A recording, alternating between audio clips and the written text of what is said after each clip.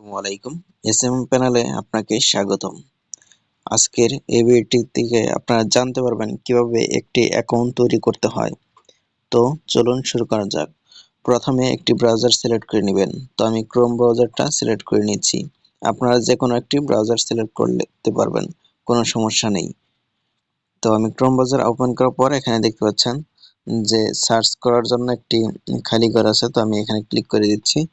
এরপর এখানে আপনারা লিখবেন SMMPANEL প্যানেল FATHER father.com। তো এটা লেখার পর এখানে দেখতে পাবেন যে একটা লিঙ্কের মতো হয়ে গেছে, তো এখানে ক্লিক করে দিবেন অথবা এখানে ক্লিক করে দিবেন। তো আমি এখানে ক্লিক করে দিচ্ছি। ক্লিক করার পর এখানে একটু ধৈর্য ধারণ করবেন।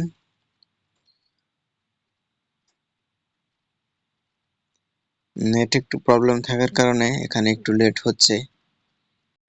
তো এরকম ইন্টারফেস চলে আসবে আপনাদের সামনে। তো এখানে আপনার নিচের দিকে আসবেন, এখানে দেখতে পাচ্ছেন সাইন আপ, এখানে ক্লিক করতে পারেন অথবা এখানে দেখতে পাচ্ছেন থ্রি ডট আইকন, এখানে ক্লিক করতে পারেন।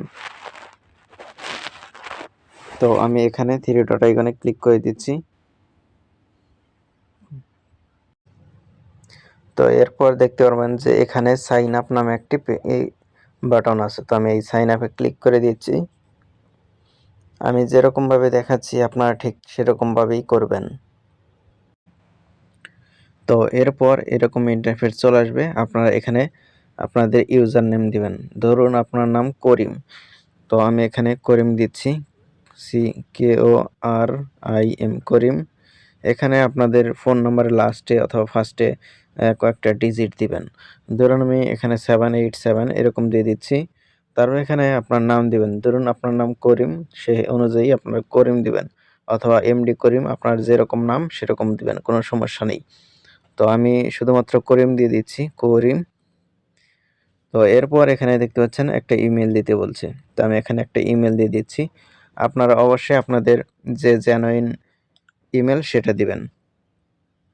তো আমি এখানে ইমেলটা দিয়ে দিচ্ছি, করিম। তো আমি এটা সিম্পলি দেখানোর জন্য আমি জাস্ট দিচ্ছি। আপনাদের জিমেল দিয়ে দিবেন .com। আচ্ছা, এখন পাসওয়ার্ড দিতে বলছে, তো আমি এখানে পাসওয়ার্ড দিয়ে দিচ্ছি। তো আমি এখানে কিছু অংশ কপি করে এখানে পর্যন্ত দিয়ে দিচ্ছি। তো এখানে কপি পেস্ট করতেছি দ্রুত করার জন্য। আপনারা ঠিক এইভাবেই করবেন। এবং এখানে দেখতে পাচ্ছেন সাইন আপ, এখানে সাইন আপ ক্লিক করে দিবেন। এই পাসওয়ার্ড এবং কনফার্ম পাসওয়ার্ড কিন্তু সেম দিতে হবে।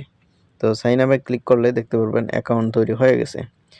তো আশা করি আপনারা বুঝতে পেরেছেন কীভাবে এখানে অ্যাকাউন্ট তৈরি করতে হয়। তো ধন্যবাদ সবাইকে ফুল ভিডিওটি দেখার জন্য।